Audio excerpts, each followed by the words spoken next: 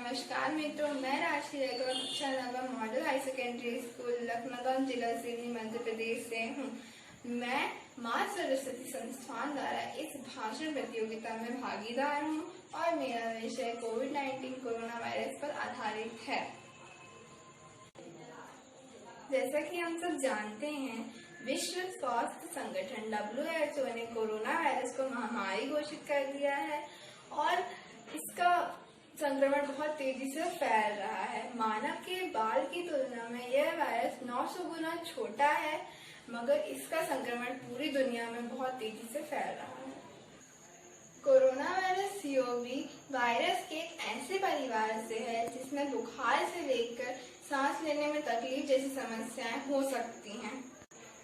इस वायरस को पहले कभी नहीं देखा गया है। इस वायरस को सबसे पहले चीन के वुहान में देखा गया था।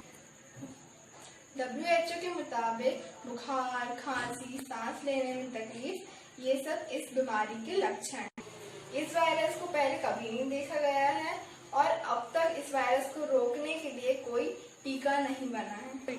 कोरोना वायरस अब चीन में उतनी तीव्र गति से नहीं फैल रहा है जितना दुनिया के अन्य देशों में फैल रहा है। कोविड-19 नाम का यह वायरस अब तक 70 से ज्यादा देशों में फैल चुका है। कोविड-19 कोरोना वायरस में पहले बुखार होता है, फिर खांसी होती है, फिर एक हफ्ते बाद सांस लेने में परेशानी होने लगती है। इन लक्षणों का हमेशा मतलब ये नहीं है कि आपको कोरोना का संक्रमण है। कोरोना वायरस के चलते भारत की अर्थव्यवस्था पर कितना प्रभाव पड़ा है। जानकारों का कहना है कि इस समस्या का अर्थव्यवस्था पर कितना प्रभाव पड़ेगा, ये दो बातों पर निर्भर करता है।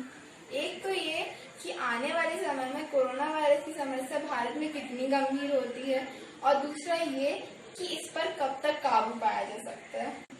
कोरोना वायरस ने न केवल भारत की बल्कि दुनिया भर की अर्थव्यवस्था की हालत खराब कर रखी है। विश्व बैंक की रिपोर्ट के मुताबिक कोरोना वायरस के कारण भारत की इकोनॉमी पर गहरा असर पड़ने वाला है।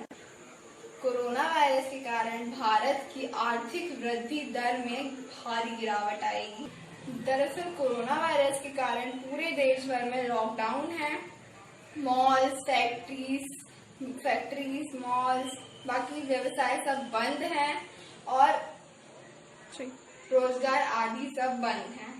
इंटरनेशनल लेबर ऑर्गेनाइजेशन ने कहा था कि कोरोना वायरस सिर्फ एक वायरस नहीं रहा, बल्कि ये एक लेबर मार्केट आर्थिक संकट बन चुका है जो लोगों को बड़े पैमाने पर प्रभावित करेगा। कोरोना वायरस के कारण चीन से होने वाले आयात के प्रभावित होने से स्थानीय तथा बाहरी आपूर्ति श्रृंखला के संदर्भ में चिंताएं बढ़ी हैं। कोरोना वायरस के प्रभाव को रोकने के लिए सरकार द्वारा किए गए लॉकडाउन और सोशल डिस्टेंसिंग के जैसे पालनों का पालन करते हुए औद्योगिक उत्पादन प्रभावित हुआ है। लॉकडाउन के कारण बेरोजगारी बढ़ी है और सार्वजनिक खर्च में बहुत गिरावट हुई है। एविएशन सेक्टर में 50% वेतन कम करने की खबर तो पहले ही आ चुकी है। रेस्टोरेंट बंद हैं, लोग घूमने नहीं जा रहे, बाहर का सामान नहीं खरीद कर खा रहे। लेकिन कंपनियों को किराया, वेतन और अन्य खर्चों का भुगतान तो करना ही है। ये नुकसान झेल रही कंपनियां ज्यादा समय तक ये नुकसान नहीं झेल पाएंगी और इसका सीधा असर नौकरियों पर पड़ेगा। हालांकि सरकार ने कंपनियों से नौकरी से ना निकालने की अपील की है, लेकिन इसका बहुत ज्यादा असर नहीं होगा। कोरोना वायरस के प्रभाव को रोकने के लिए हमें कुछ सावधानियां बरतनी पड़ेंगी, जैसे कि बस, ट्रेन, टैक्सियां, ऑटो, रिक्शा, ये इन सब से यात्रा ना करें। सार्वजनिक जगहों पर एकत्रित ना, अपने चेहरे पर मास्क या कपड़ा बांधे रहें। अपने हाथों को बार बार 20 सेकंड के लिए किसी भी साबुन से धोते रहें और दिन में कई बार अपने हाथों को सैनिटाइज करते रहें। अगर आप ज्यादा लोगों के साथ रहते हैं तो सोशल डिस्टेंसिंग का ज्यादा ख्याल रखें। बाथरूम, रसोई, लिविंग रूम, इन सब को रोजाना साफ करते रहें।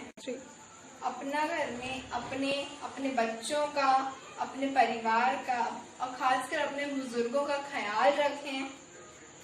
घर पर रहें, सुरक्षित रहें। Stay home, stay safe. धन्यवाद।